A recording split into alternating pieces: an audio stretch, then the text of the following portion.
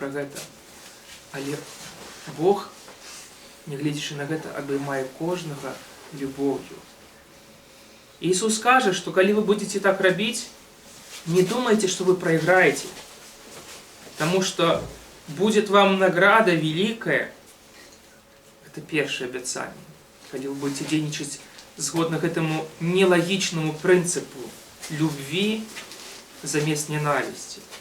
И больше того, и он кажет, что вы будете сынами Всевышнего. Только так мы можем стать детьми нашего Отца.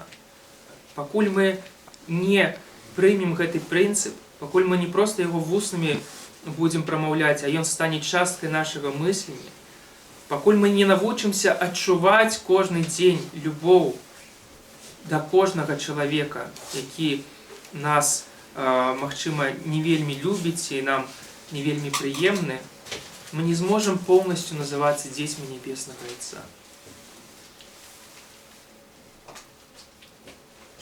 Но вы любите врагов ваших, и благотворите, и взаймы давайте, не ожидая ничего. И будет вам награда великая, и будете сынами Всевышнего, ибо Он благ и к неблагодарным и злым. Итак, будьте милосердны, как и Отец ваш милосерд. Аминь.